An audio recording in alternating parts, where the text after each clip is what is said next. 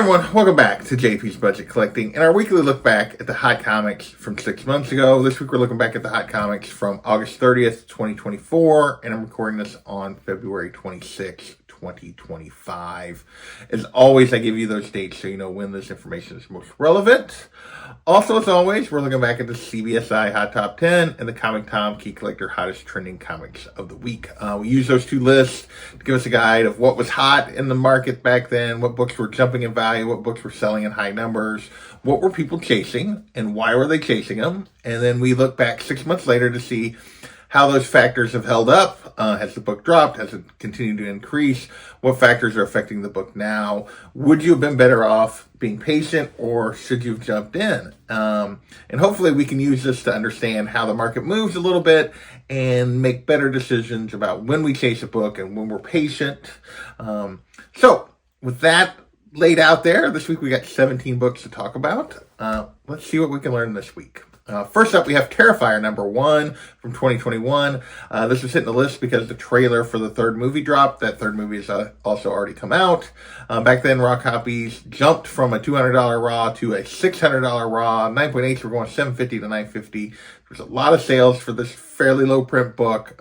People were diving on this. Apparently, this is a horror series that is much beloved, not one I've ever watched, but anyway, now it's still a $600 to $700 book raw. 9.2 went for $510, so we're going to call this steady and worth it. You borderline could maybe argue that I should go up and worth it, but just no high grade 9.8s to tell you for sure that the graded stuff has jumped. The raw copies are close enough to 600 that we're going to go with steady and worth it for the most part. Next, we have Sonic the Hedgehog #98. Also a trailer drop caused us to hit the list. This is the first appearance of Shadow since we've gotten Sonic 3 has come out, and pretty good reviews. I think most people really enjoyed it. Back then, raw copies there were a raw copy for $300, a raw copy went for $325, a 9.4 went for $475 of this book that is the first appearance of Shadow. Now it's a $150 to $300 book. 9.8, $170. There were no recent 9.4 sales to compare it to. Not $170 on the 9.8, $1,700, so big money for 9.8 of this book. But overall, we'll call this down, and I'll be back based on the raw sales. And they appear to have taken a step back. There are a couple that are pushing up toward that number they were before, but for the most part, it's more of a $200-ish book now. All right, next we have Devilina #1, the first appearance of Devilina, and basically we've got reports of a live action movie coming for this. This was kind of an Atlas Comics, Vampirella, Satana kind of rip off their version of Vampirella and Satana, hitting the list, and supposedly it's going to get a movie. So raw copies back then were going for $80, 9.8 going for $350. Now recent raw sales 15 all the way up to 130. But a lot of sales in that same, all throughout the range. $80 a pretty common number. So we'll call this steady, and I'll be back. It's probably the average is sitting more around 60 to 70 right now than the 80, but still sales all through this range. All right. We had one Fortnite book hitting the list. We had our Fortnite related book, and this is Howard the Duck #1. First appearance of Gwenpool in story. If you remember, her first appearance is actually just a cover appearance. And this character came to Fortnite, so this book was hitting the list. $15 to $20 back then, 9.8, $140. Now it's a $5 all the way up to $25 book, but most sales are $5 to $15. 9.8, $60 to $110. So we're going to call this down, and I'll be back. No reason to have chased a character's first appearance just because they became a skin at Fortnite. That has been a pretty steady and constant result whenever they've been a lot of interest in a book because of this. All right, with that, we're going to move into our covers for this week.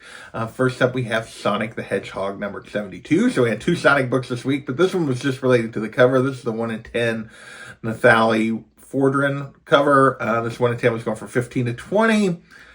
Now, recent sales, only two recent sales, one for $15, one for $25. So we'll go with steady and worth it. But not a lot of interest, not a lot of sales going on with this particular book. Next, we have Grommets #4, the 1 in 10 Chuck BB cover. Back then, this 1 in 10 was going for 20 to 25. So between double and triple ratio on a 1 in 10, now it's a $15 book, raw copy for raw. 9.8 went for $31. It's obviously just one sale, but overall, we're going to call this down in a trap. No reason to have chased this particular grommets book. It's not done as well as some of those earlier variants for issues 1 and 2.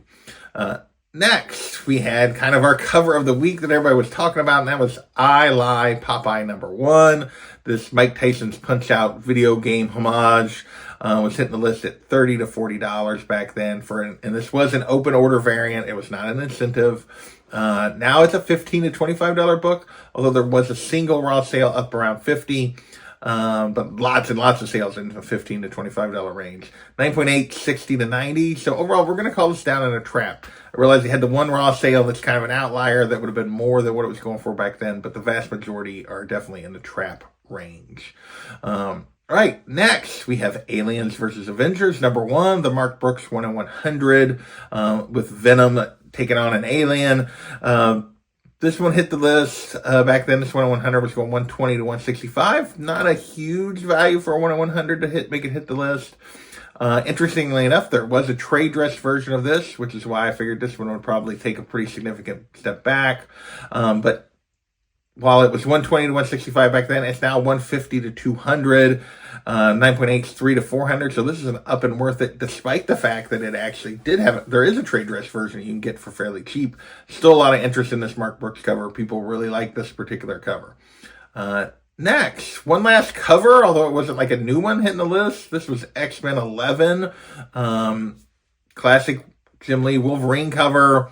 No real reason given by Tom for why it was hitting the list, but just a lot of sales. Raw copies were going for 20, a 9.8 went for 76. Now it's a $5 to $15 book, 9.8, 70 to 90, but only a couple of sales.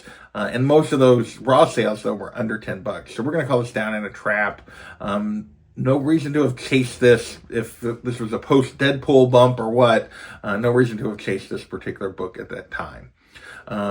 With that, we're going to move into just Buzz-related books. First up, we have Wolverine, number 36.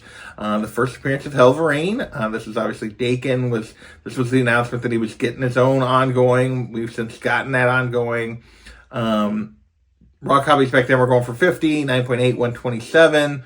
Now it's a $40 to $90 book. 9.8 is 120 to 170. So this is another up and worth it. Not up a lot, but up a little bit. So people are continuing to jump on this character in this book.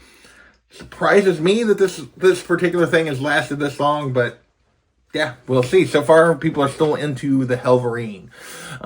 Next, we have Incredible Hulk #1, the first appearance of Charlie Tindwell, and basically this character was supposed to have something happening with them coming in issue 800. I think it had to do with them becoming some version of the Hulk. I don't know if that happened or not, but that's what people are specking on. Back then, this was a $10 to $15 book. Now it's a $10 to $20 book, so we're going to call this steady and worth it.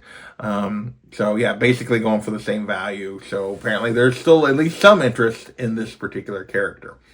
Our last Buzz book of the week was Fantastic Four, number 52, first appearance of Black Panther. And this is one of those classic books after... the movies had come out and stuff. This book had taken a pretty significant step backwards. People were realizing how that cheap it was, and were starting to buy it. Is basically what the logic for putting it on the list was. Raw copies back then were 100 to 500. A 4.0 going 325 to 500. There was a 9.4 sale that went for $15K, but I haven't had one of those close to that range lately in terms of condition.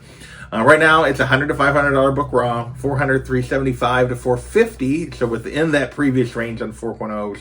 So we're going to call it steady and worth it. A great classic Silver Age key.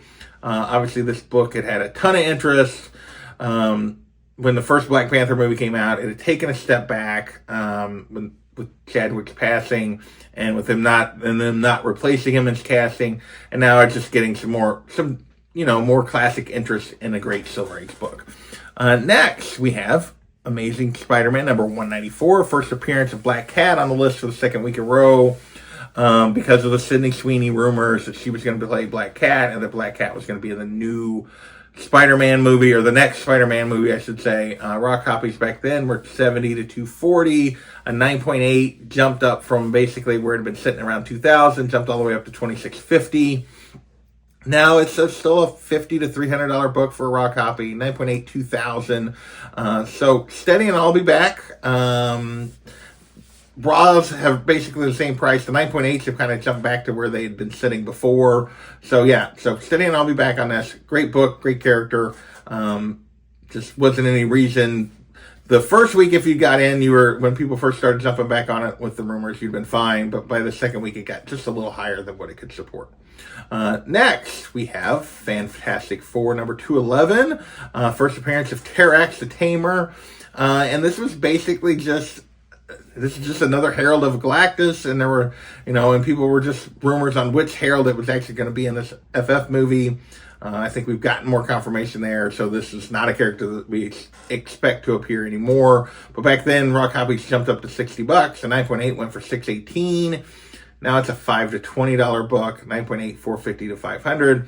So the 9.8s are kind of, Trappist range, but the raw copies, which is most of the sales, is the dumpster fire from that $60 average back then. Next, we have West Coast Avengers. Number 1, the first West Coast Avengers, and this basically was hitting the list because of the announcement that we are finally going to get that Vision show at some point. We still don't know when, but it was basically, this is going to happen. Back then, raw copies were going for $15, a 9.8, $180. Now it's a $5 to $10 book, 9.8, $115. Down in a trap. No reason to have chased West Coast Avengers number 1 based on the new Vision show getting more formally announced that yes, it's still coming. 2 more books related to that, though, which are Avengers number 55, full appearance of Ultron.